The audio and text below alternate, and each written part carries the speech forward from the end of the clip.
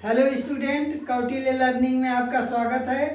आज हम लोग शिक्षा के प्रकार के बारे में चर्चा करेंगे और इसे आप अच्छे तरह से समझिएगा और बेहतर ढंग से उसे लर्न करना है, जिससे आप अपनी परीक्षा में बेहतर नंबर ला सकें। चलिए हम स्टार्ट करते हैं। शिक्षा।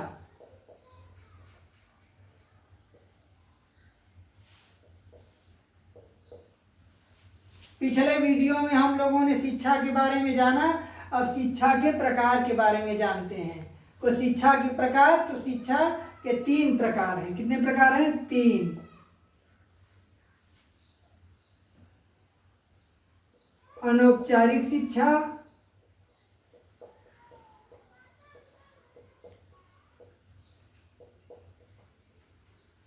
औपचारिक शिक्षा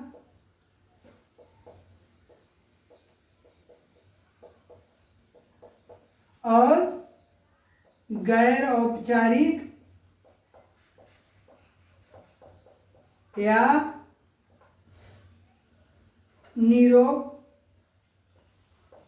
निरौपचारिक शिक्षा।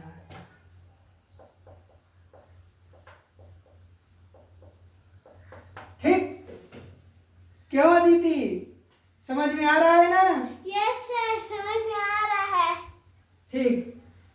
तो अनौपचारिक शिक्षा में हम लोग देखते हैं कि अनौपचारिक शिक्षा है क्या। वह शिक्षा जिसके लिए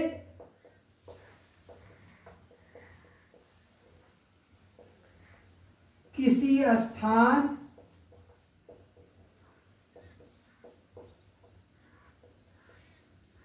समय की आवश्यकता नहीं होती, या हम कहीं भी कभी भी ग्रहण करते रहते हैं।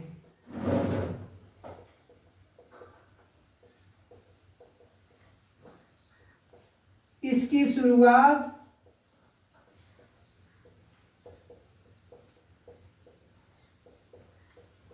मां के गर्भ से ही हो जाती है।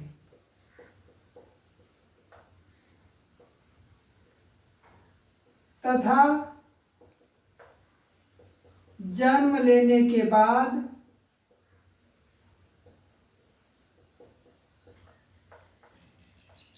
जीवन पर्यंत चलती रहती है।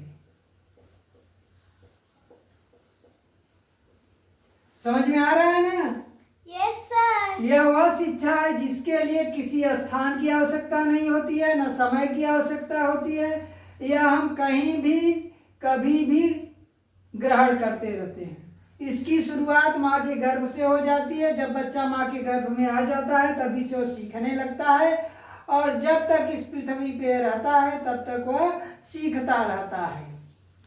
अब उदाहरण देख लेते हैं हम लोग। घर, परिवार, पड़ोस, समाज, प्रकृति आदि। तो यह जो शिक्षा है, यह शिक्षा परिवार में, घर में, आस पड़ोस में, समाज में, प्रकृति के बीच हम सीखते रहते हैं। हर जगह कहीं भी गए हम इस के द्वारा शिक्षा को कुछ न कुछ सीखते रहते हैं लगातार। अब हम लोग आ जाते हैं औपचारिक शिक्षा। औपचारिक शिक्षा क्या होती है? इस शिक्षा के लिए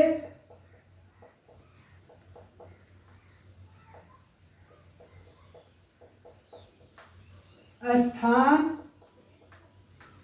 समय, पाठ्यक्रम और शिक्षक की आवश्यकता होती है।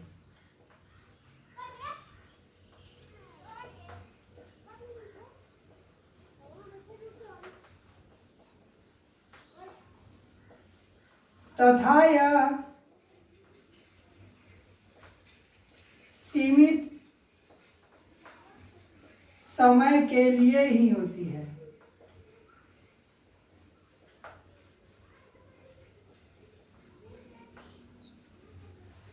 तो औपचारिक जो शिक्षा है यही शिक्षा के लिए स्थान की जरूरत होती है, समय की होती है, पाठ्यक्रम की होती है, शिक्षक की होती है, तथा यह एक समय, इसका एक निश्चित समय होता है। उसके बाद जो छात्र है शिक्षा ग्रहण करके वह समाज में जाता है, विभिन्न कार्यों को करता है और अपने राष्ट्र के निर्माण में, समाज के निर्माण में काम करता है।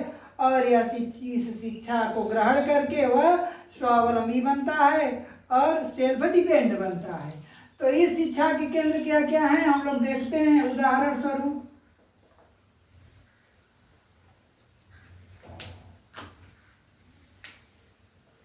स्कूल, कॉलेज, विश्वविद्यालय, इंस्टीट्यूट,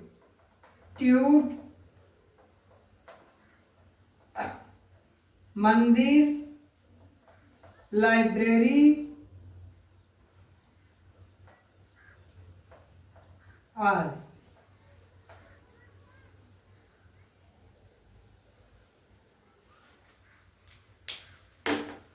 तो औपचारिक शिक्षा जो है यह हम स्कूल में ग्रहण करते हैं, कॉलेज में ग्रहण करते हैं, विश्वविद्यालय में, इंस्टीट्यूट में, मंदिर में, लाइब्रेरी में आदि जगहों से हम ग्रहण करते हैं। और यहाँ के लिए एक निश्चित समय होता है, स्थान होता है और एक शिक्षक होता है, उसके द्वारा हम ग्रहण करते हैं। लाइब्रेरी में भी जाते हैं तो वहाँ पुस्तकें होती हैं, टाइमिंग होता है उसका, और वहाँ भी लाइब्रेरियन होते हैं जो पुस्तकों को देते हैं।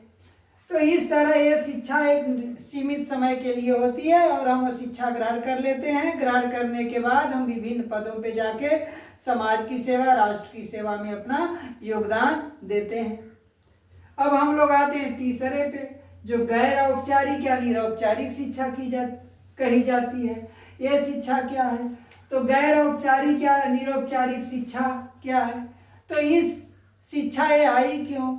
तो हमारा देश एक विशाल देश है, भारतवर्ष एक विशाल देश है और इसकी आबादी भी बहुत विशाल है।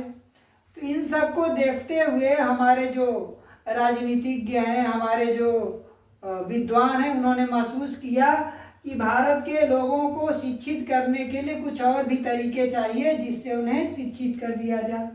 ऐसे भी समाज के लोग हैं जो काम कर रहे हैं लेकिन वो शिक्षा ग्रहण नहीं कर पा रहे हैं। तो उसके लिए गैर औपचारिक या निरौपचारिक शिक्षा के कॉन्सेप्ट आए। तो इस शिक्षा के लिए क्या होता है? कोई निश्चित स्थान, समय, शिक्षक की आवश्यकता नहीं होती, किंतु व्यक्ति दूरस्थ शिक्षा द्वारा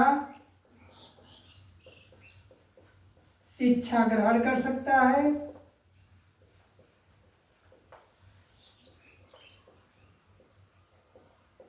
तथा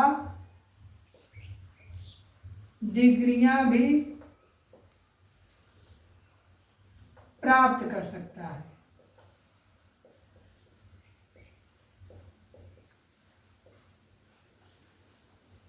अब उदाहरण स्वरूप हम लोग देखते हैं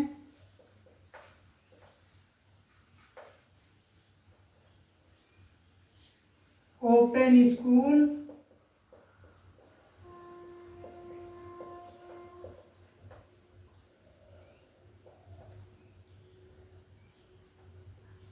ओपन विश्वविद्यालय, ओपन विश्वविद्यालय में हम लोग देखते हैं तो एक है इंदिरा गांधी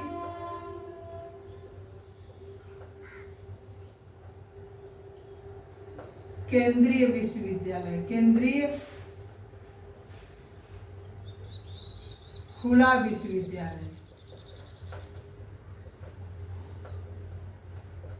इसी तरह स्टेट लेवल पर हम देखते हैं तो उत्तर प्रदेश में उत्तर प्रदेश राजर्षि टंडन खुला विश्वविद्यालय। इस तरह हम ओपन स्कूल्स और ओपन विश्वविद्यालय द्वारा शिक्षा ग्रहण कर सकते हैं। साथ में जो विश्वविद्यालय पहला खुला वो था आंध्र विश्वविद्यालय या आंध्र ओपन विश्वविद्यालय, भारत का पहला ओपन विश्वविद्यालय खुला था। और इस तरह हम लोग शिक्षा ग्रहण करते हैं। वर्तमान में तो इसके अंतर्गत इंटरनेट,